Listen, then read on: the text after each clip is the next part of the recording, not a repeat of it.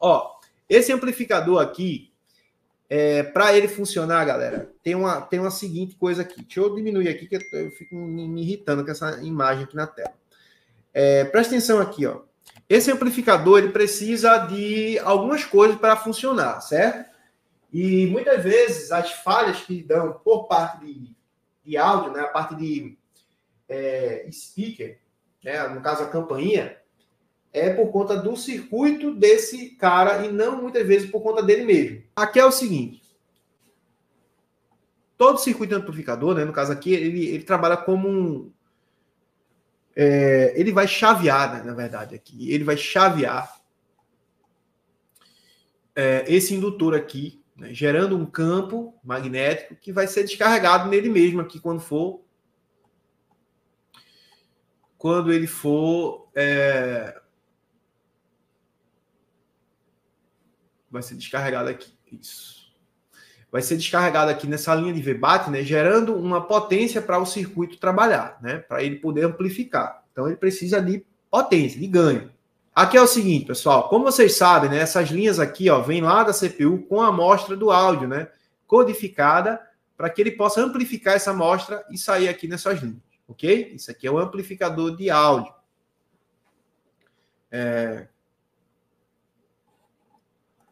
O José Borges aqui também, aluno, né? Vamos lá.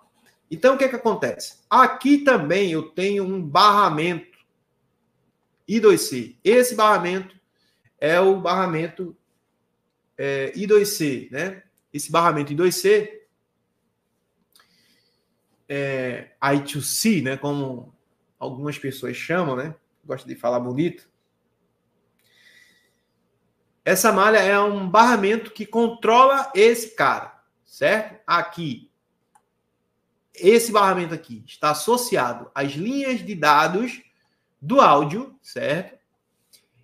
Então, aqui a gente vai ter a malha de WS, né? Que é Slaver. Cadê?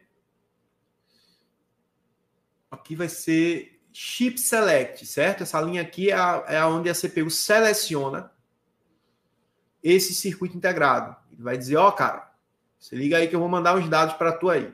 Essa outra linha de BCLK é o clock do barramento, né? Ele vai marcar a atividade dos dados de saída e de entrada aqui, né? Como se fosse um compasso aí. Quem estuda música entende muito bem isso, né? Tem um tempo ali da música, as notas têm que estar dentro daquele tempo, né? Dentro daquele intervalo ali de tempo para não complicar outros músicos, para não ter erro na música. Então, é basicamente isso. É uma música tocada aqui da CPU para cá, né? Que tem toda a sincronização e precisa chegar até aqui tudo perfeito, ok? E daí, a CPU também se comunica, né? Porque aqui é dados de envio. Aqui é uma comunicação, né, serial por barramentos I2C, ok? Esse barramento também vai para a CPU, então por aqui é onde tem todas as linhas de dados de entrada, dados de saída e também, né, o controle desse circuito integrado. Então a CPU é como se fosse a mão da CPU aqui trabalhando, ok? Aqui, pessoal, a gente tem, ó, algo muito importante, que é esse indutor aqui, esse cara aqui, o L6001, nesse circuito de amplificação. Se eu pegar ele aqui e vir até aqui, né, você vai ver que é um amplificador gordinho, né, um amplificador grandinho. Vamos ver onde ele está. Ó, esse carinha aqui, né? Então, o amplificador seria esse componente aqui, né? Esse componente, e aqui a gente tem um indutor grande.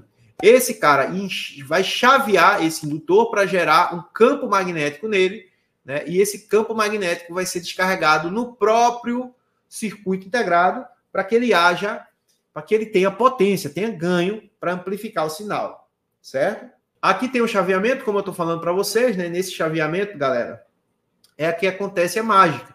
É o sinal que chega em forma de ruído, né? Um sinal baixo, vai ser amplificado por esse cara e ser enviado na saída, né, nessas malhas aqui, ó.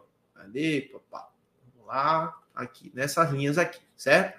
Então, esse circuitozinho aqui, ó, perceba que a gente tem um SW, que significa switch, né? Switch em inglês, né, é chave, beleza?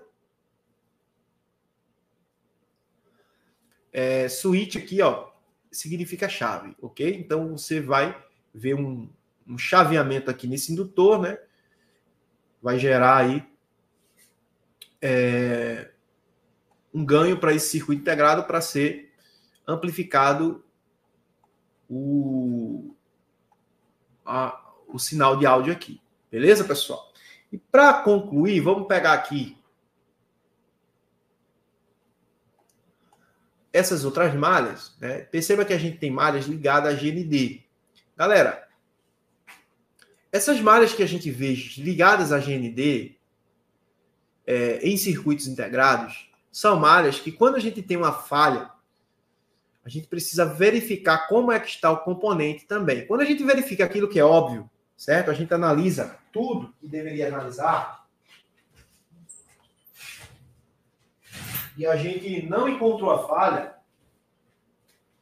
então a gente precisa verificar esses componentes ao redor, porque tem aqui alguns resistores que podem ser resistores de pull-down, né, pull-up, que garantem o nível lógico da malha, né, do circuito integrado. E isso, quando a gente não observa, né, a gente passa batido em muitas análises.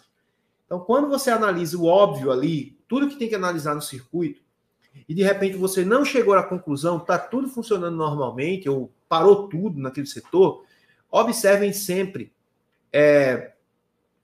esses componentes que são ligados ao GND, certo? Para que você consiga, de fato, checar ali a resistência daquele componente, porque alguma coisa acontecendo ali, por exemplo, em uma malha de pull-up ou pull-down, né, um resistor de pull-down ou resistor de pull-up, isso vai fazer com que haja flutuações dentro desse circuito integrado e ele não consiga trabalhar perfeito. É como se ele ficasse maluco, certo? E aí pode acontecer aí diversos problemas, inclusive ele não funcionar direito. Ok, pessoal?